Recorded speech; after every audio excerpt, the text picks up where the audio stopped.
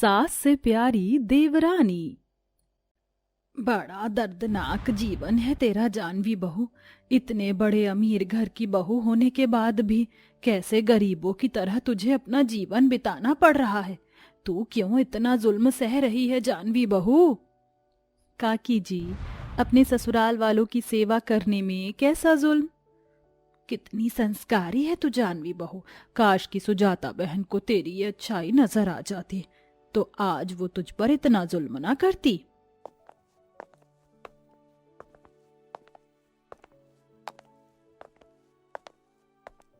मनहूस कहीं की, अब तक तूने रोटियां भी नहीं बनाई? काम चोर की औलाद, फटाफट बना रोटियां। जी जी माँ जी। इतने आलीशान अमीर घर की बहू जानवी मिट्टी के चूल्हे पर रोटियां डाल रही थी। तभी उसकी अमीर सास सुजाता घर के अंदर चली जाती है। थोड़े समय बाद जानवी घर में आती है। अंदर उसके सास ससुर सुजाता, कमलेश, देवर अजय और नंद रिया थी। तभी जानवी का पति रोहन अपने कमरे से बाहर आता है। माँ, मैं कंपनी के काम से 1 महीने के लिए दिल्ली शहर जा रहा हूँ। क्या 1 महीने के लिए? पर रोहन बेटा, 8 दिन बाद हमें लड़की वालों के घर लड़की को देखने जाना है। अगर हमें लड़की पसंद आ गई तो हम अजय की चटमंगनी पट ब्याह करवा देंगे। और तू ऐसे में 1 महीने के लिए शहर जा रहा है? माँ, मेरा जाना जरूरी है, नौकरी का सवाल है।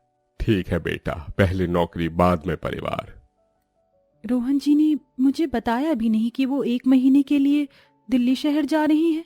जानवी गोंदपुर शहर में अपने इस अमीर बड़े से ससुराल में 6 महीने पहले ही रोहन से शादी करके आई थी। रोहन के परिवार वाले काफी अमीर लोग हैं और जानवी एक गांव में रहने वाली एक गरीब परिवार की बेटी है। शादी हुई तब से जानवी की सास और उसका पति जानवी को एक नजर अच्छा नहीं देखते थे। सुजाता तो जानवी पर हर समय जुल्म सितम अत्याचार करती आ रही थी। क्योंकि जानवी गरीब थी, इसीलिए थोड़े समय बाद रोहन घर से चला जाता है और जानवी घर के काम में लग जाती है। रोहन जानवी से बात तक नहीं करता था। रात के 2 बजे रोज की तरह रसोई का काम खत्म करके जानवी अपने कमरे में आती है।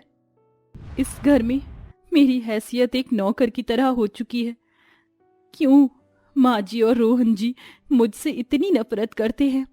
सास सारा दिन मुझ पर अत्याचार जुल्म करती है और पति कभी सीधे मुंह बात तक नहीं करते। आखिर मैंने क्या किया है?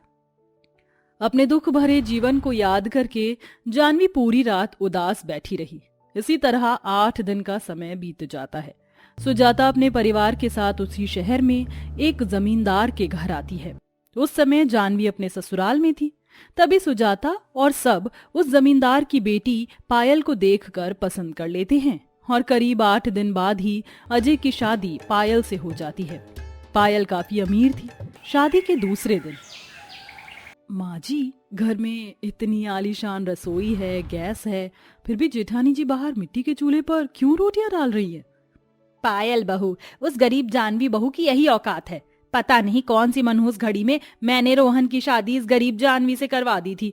जब से जानवी इस घर में आई है तब से इस घर में मनहूसियत सी छाई हुई है। माँ जी की बातों से लग रहा है कि माँ जी जेठानी जी को पसंद नहीं करती। पायल बहू, तू रसोई में जाकर अपने हाथों से बढ़िया सी सब्जी बना दे।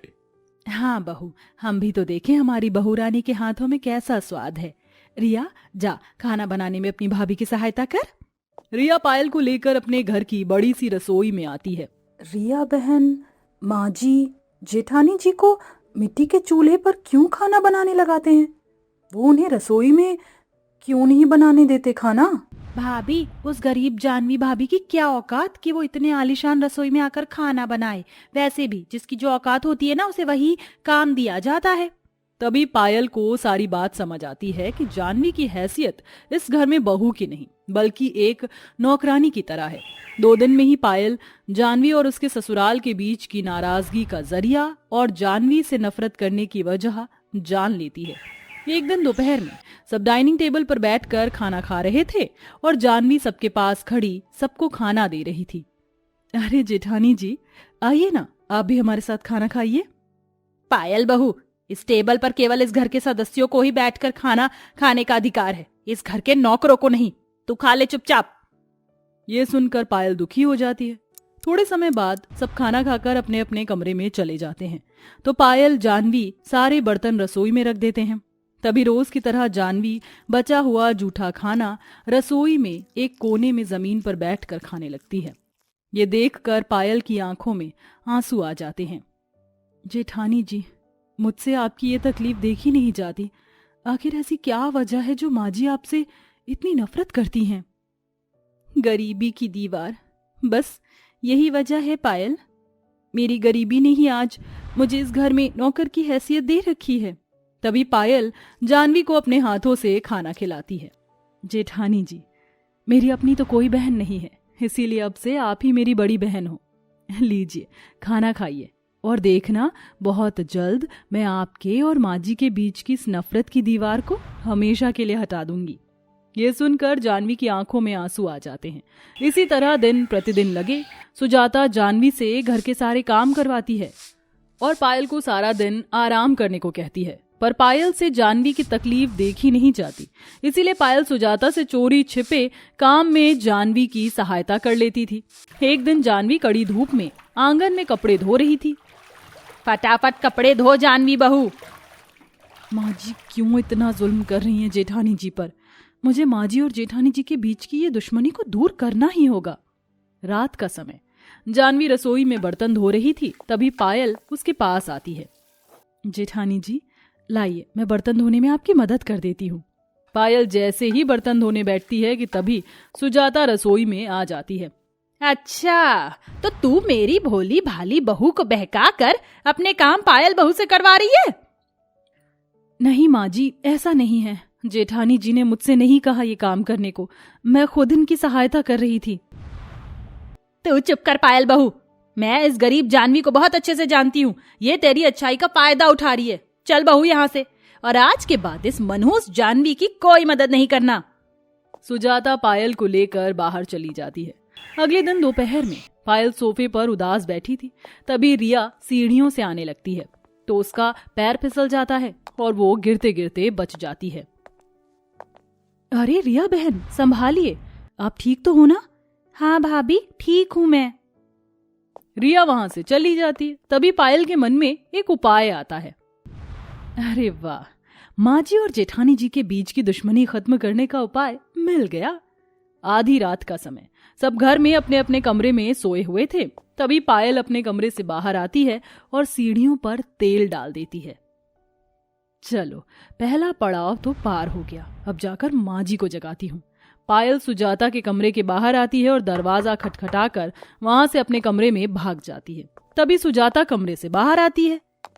अरे, यहाँ तो कोई नहीं है, फिर दरवाजा किसने खटखटाया? चलो, अब उठी गई हूँ तो रसोई से पानी पी कर आती हूँ। सुजाता जैसे ही सीढ़ियों पर आती है तो सीढ़ियों पर पैर रखते ही तेल से सुजाता का पैर फिसल जाता है और वो धड़ से पहली सीढ़ी से लेकर आखिरी सीढ़ी पर आकर गिरती है और बेहोश हो जाती है। तभी सब सुजाता के पास आते हैं और उसे हॉस्पिटल लेकर जाते हैं, जहां सुजाता के दोनों पैर और कमर की हड्डी टूट चुकी थी। कुछ दिन बाद सुजाता अब घर में बेड का सहारा बन चुकी थी। वो चलना फिरना, उठना बैठना नहीं कर सकती थी। अपनी सास की ऐसी हालत देखकर जाह्नवी सुजाता की खूब सेवा करती है। एक दिन सब सुजाता के कमरे में थे। यही मौका है माँ जी को एहसास दिलाने का कि जेठानी जी कितनी अच्छी हैं। माँ जी, माँ का फोन आया था मुझे, उनकी तबीयत बहुत खराब है और भाभी भी डिलीवरी के लिए मायके गई हैं, तो मैं कुछ दिनों के लिए अपने मायके जा रही हूँ। पायल, तुम देख नहीं रही हो माँ की कैसी हालत है, फिर भी तुम मायके जाने की बात कर रही हो। अजय जी, मेरी माँ की भी तबीयत खराब है। फिर क्या था? पायल अजय में बहस होने लगती है। देवर जी, आप दोनों लड़िए मत। पायल, तुम अपने मायके चली जाओ, माँ जी के पास मैं हूं ना, मैं माँ जी का ख्याल रखूंगी। तभी पायल अपने मायके चली जाती है। उसके बाद जाह्नवी सुजाता की दिन रात सेवा करने लगी। वो खाना, नहलाना, धुलाना सब कुछ सुजाता का अपने हाथों से करने लगी। जहां सुजाता की बेटी रिया जो कुछ नहीं करती है, वो बहू होकर जाह्नवी करती है। यहाँ तक कि रात को जाह्नवी सुजाता के पास उसके कमरे में ही सोती है। अपने प्रति अपनी बहू का ऐसा लगाव देखकर सुजाता की भी आंखें नम हो जाती हैं। एक दिन जाह्नवी की तबीयत बहुत ज्यादा खराब हो जाती है। लगातार रातों को जागने जागने से उसे चक्कर आने लगते हैं। तभी वो बेहोश हो जाती है। ये देखकर सब डॉक्टर को बुलाते हैं, जिसके बाद जानवी को होश आ जाता है। जानवी जी को नींद लेना बहुत जरूरी है, जितना हो सके इन्हें उतना सोने दीजिए। मेरे कारण जानवी बहू की क्या हालत हो गई है। जानवी बहू मुझे माफ कर दे, मेरी वजह से तुझे कितनी तकलीफ हो रही है। मेरी अपनी बेटी ने भी मेरी इतनी सेवा नहीं की जितनी कि तूने की है। सच में बहू तू बहुत अच्छी है, तू ही मेरी सच्ची और अच्छी बहू है। उसके बाद सुजाता रोहन की नजरों में जानवी की इज्जत काफी बढ़ जाती है और सुजाता रोहन जानवी को खूब प्यार देने लगे, जिसके बाद जानवी पायल का धन्यवाद करती है और खुशी खुशी अपने ससुराल वालों के साथ अपना जीवन बिताने लगती है। तो फाइनली एक देवरानी ने अपनी जेठानी की जो पोजीशन अपने ससुराल में होनी चाहिए वो उसे दिला दी।